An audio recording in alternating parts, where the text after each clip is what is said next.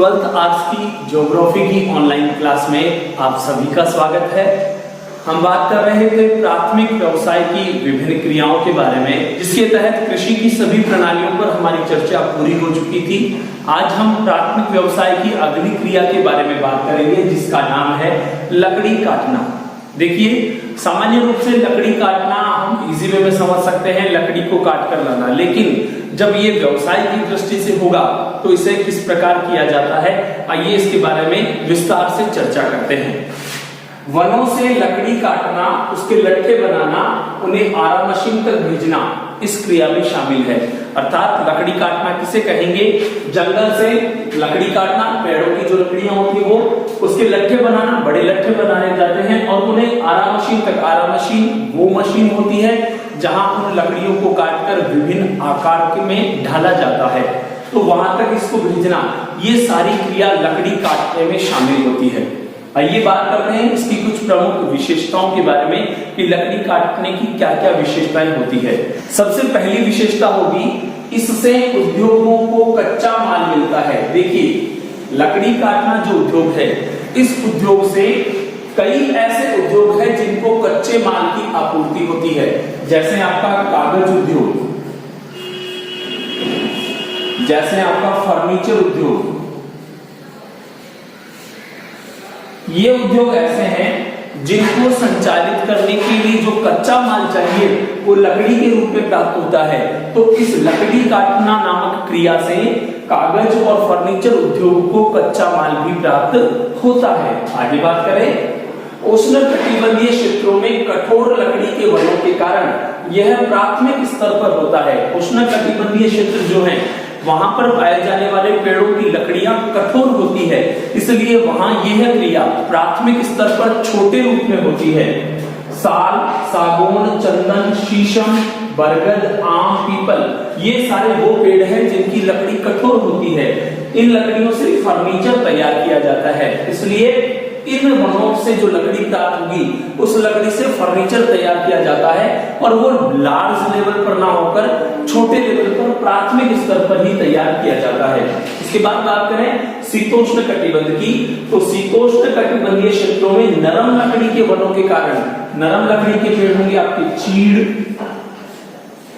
देवदार, ये ऐसे पेड़ हैं जिनकी लकड़ियां नरम होती है। तो नरम लकड़ी के वनों के कारण यह कार्य व्यापारिक स्तर पर होता है, व्यापार की दृष्टि से किया जाता है।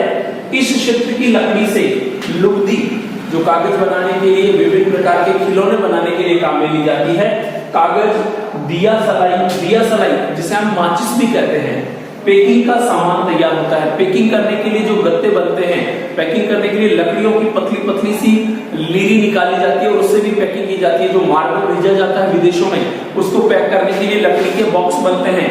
कई सारे गिफ्ट आइटम्स भी आपने देखे होंगे, जो लकड़ी की पेटियां बनाई जाती है, उनके अंदर डालकर व्यवस्थित रूप से पैक करके फिर बाहर भेजे जाते हैं। वो सारी की सारी इस शीतोष्ण कटिबंधीय क्षेत्र के वनों की जो नरम लकड़ी होती है उससे ही तैयार किए जाते हैं। फिर बात करें व्यापारिक स्तर पर, कनाडा, नॉर्वे, फिनलैंड, संयुक्त राज्य अमेरिका में यह व्यवसाय किया जाता है। लार्ज लेवल पर या व्यापार की दृष्टि से बात करें तो ये कुछ देश हैं जहां पर इस कार्य को प्रमुखता से किया जाता है। हमने इससे पहले भी चर्चा की थी, कनाडा जो एक विकसित राष्ट्र की श्रेणी में आता है, लेकिन यह विकसित राष्ट्र जो है ये प्राथमिक क्रिया, जिसे हम लकड़ी काटना कहते हैं, उस लकड़ी काटना के दम पर ही विकसित देशों की कड़ी में शामिल हुआ है। तो कनाडा में लकड़ी काटने का जो कार्य है वो बहुत ज्यादा किया जाता है। इस व्यवसाय से, इस प्राथमिक क्रिया से कई सारे फायदे हैं तो कई सारे नुकसान भी हैं। देखिए, लकड़ी पेड़ों से काटी जाती है, वनों से काटी जाती है। वन होना, पेड़ होना इस प्रकृति के लिए बहुत आवश्यक है। अगर वन या पेड़ इस धरती पर नहीं रहे तो निश्चित रूप से मानव का जीवन संकट में पड़ जाएगा। इसलिए लकड़ी काटने से इस पृथ्वी को, इस सृष्टि को, इस पूरी मनुष्य प्रजाति को कहीं ना कहीं कुछ नुकसान अवश्य होते हैं। आइए बात करते हैं ऐसी कौन सी हानियां हैं जो इस लकड़ी काटने के व्यवसाय से हमें होती है। सबसे पहली बात करें तो बढ़ती मांग के कारण अंधाधुंध कटाई से वन क्षेत्र घट रहे हैं। लगातार लकड़ी काटते रहने से वन क्षेत्र जो है वो लगभग कम होते जा रहे हैं। भारत के संदर्भ में बात करें तो भारत की जो वन नीति है वो ये कहती है कि भूमि के 33% भाग पर वन होने चाहिए, लेकिन यह आंकड़ा भारत में लगभग 21-22% ही है। तो 33% भाग पर वन होंगे तब जाकर उस देश का वातावरण, उस देश का पर्यावरण व्यवस्थित और सुरक्षित और स्वच्छ रह सकता है। लेकिन लगातार लकड़ी काटने से ये वन क्षेत्र कम होते जा रहे हैं।